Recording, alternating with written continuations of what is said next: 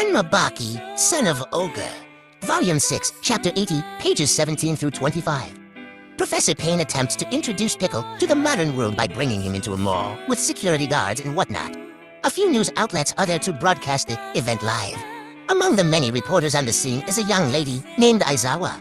She is told by her boss to approach Pickle and try to strike up a conversation or interview with him. Though once she does, it ends horribly as Aizawa gets raped. But, wait. What if this was actually planned to happen to her? Again, despite popular misconceptions, Aizawa was pushed by her presumed supervisor to go and try to get Pickle to chat. Pickle is from 200 million years ago. He doesn't speak English. Genuinely, why the fuck would this idea even pop into your mind? Of course, humans aren't perfect, we're dumb. We make seemingly obvious miscalculations every day. But still, what was your thought process? He can't speak. Also to note, he's smiling as he observes Pickle, and is smiling as he tells Aizawa to go to him. Now I know this is stretching it thin, but would this not be a nerve-wracking moment? Why would he be smiling about something like this? Stepping back from visual stuff, let's analyze something deeper. Aizawa's name. It does heavily depend on how the name is written, but commonly, it translates to love, mutuality, or togetherness. Zawa translates roughly to swamp or wetland.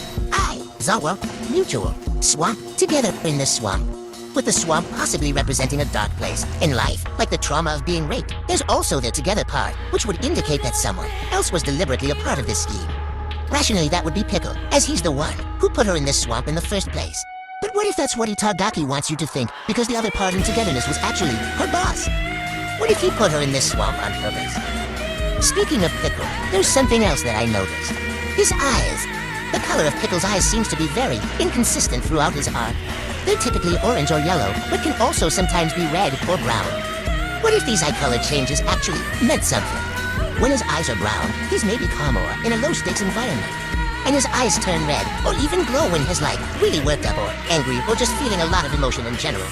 Orange and yellow likely means something similar, like heightened emotion, but not to the same degree.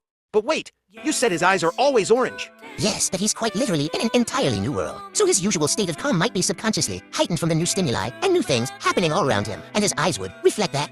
Anyways, taking this all into consideration, let's watch some footage of the mall scene.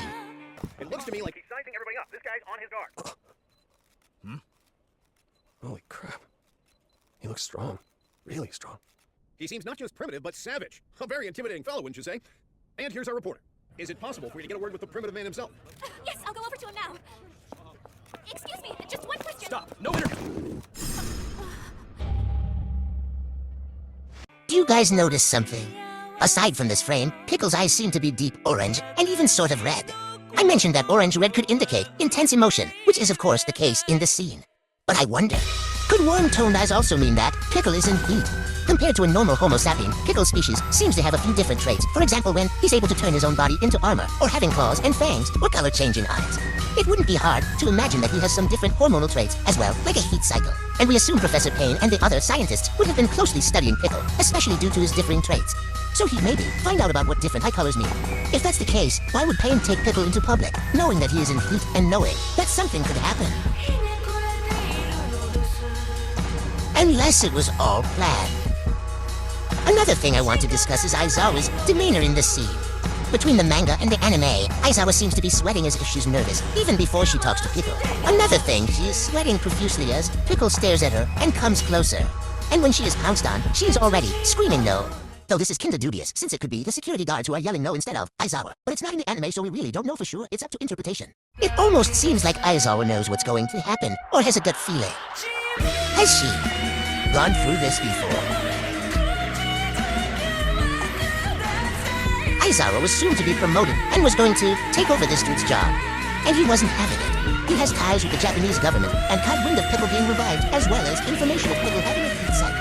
So he bribed Payne and the higher-ups to coordinate Aizawa's rape and permanently eliminate her as competition, and disguised it as Payne simply showing off his new discovery to the public. He also somehow gained knowledge of Aizawa's past sexual trauma, so he used that to his advantage to leave a deeper wound and make sure she never comes back. All the guards are actors. The other news anchors and Jerry Streeter are in on it. And it was all made to look like some crazy freak accident, when in reality, everything was meticulously planned.